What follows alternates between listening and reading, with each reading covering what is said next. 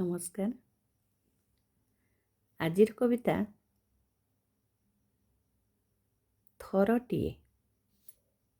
ଆଜିର କବିତା ହେଉଛି ଥରଟିଏ।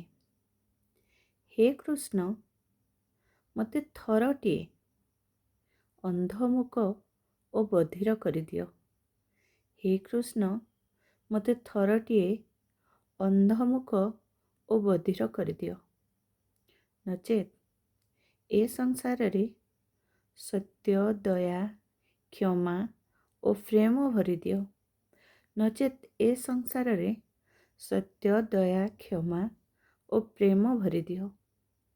ଅନ୍ୟାୟକୁ ଦେଖି ଦେଖିବାରେ ଇଚ୍ଛା ଗଲେ ସରି। ଅନ୍ୟାୟକୁ ଦେଖିବାରେ ଇଚ୍ଛା ଗଲେ ସରି। କହିବାକୁ ଚାହେଁ ଯାହା କହି ତ ନ ପାରି। କହିବାକୁ ଚାହେଁ ଯାହା କହି ତ ନ ପାରି। ମିଥ୍ୟା ପ୍ରବଞ୍ଚନା ଶୁଣି ଶୁଣିବାରେ ଇଚ୍ଛା ଗଲା ମରି। ମିଥ୍ୟା ପ୍ରବଞ୍ଚନା ଶୁଣି ଶୁଣିବାର ଇଚ୍ଛା ଗଲା ମରି। ମଣିଷଟେ ନୁହେଁ ମୋତେ ମାଙ୍କଡ଼ଟେ କରିଦିଅ। ମଣିଷଟେ ନୁହେଁ ମୋତେ ମାଙ୍କଡ଼ଟେ କରିଦିଅ। ଦେଖିବା, ଶୁଣିବା, କହିବା ପାରୁନଥିବା କରି। ଦେଖିବା, କହିବା, ଶୁଣିବାର ଇଚ୍ଛା ହୁଏ। ଦେଖିବା, କହିବା, ଶୁଣିବାର ଇଚ୍ଛା ହୁଏ। ଯଦି ସେଠି ସତ୍ୟ ଶିବ ସୁନ୍ଦର ଥାଏ। ସେଠି ଯଦି ସତ୍ୟ ଶିବ ସୁନ୍ଦର ଥାଏ।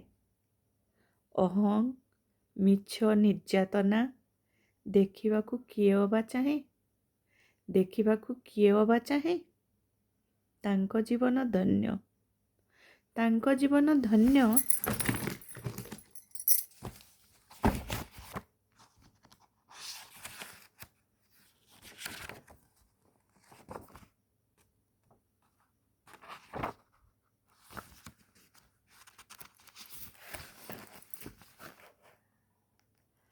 ଯିଏ ଦେଖେ ନା ଅନ୍ୟାୟ କହେ ନା କେବେ ବି।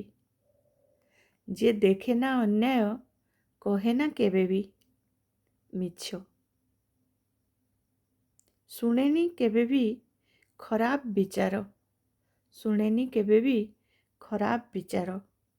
ତେଣୁ ହେ ଠାକୁର, ଥରଟିଏ, କେବଳ ଥରଟିଏ ମୋତେ ତୁମେ କର ଅନ୍ଧମୁକ ଓ ବଧିର। ମୋତେ କେବଳ ଥରଟିଏ କର ମୋତେ ଅନ୍ଧମୁକ ଓ ବଧିର। ହେ କୃଷ୍ଣ, ମୋତେ ଥରଟିଏ କର ଅନ୍ଧମୁକ ଓ ବଧିର। ବନ୍ଧୁମାନେ, ଆପଣମାନଙ୍କୁ କେମିତି ଲାଗିଲା କବିତାଟି? ଭଲ ଲାଗିଲେ ଲାଇକ୍ କରିବେ। ସବସ୍କ୍ରାଇବ୍ କରିନଥିଲେ ସବସ୍କ୍ରାଇବ୍ ନିଶ୍ଚୟ କରିବେ। ରହୁଛି। Good night.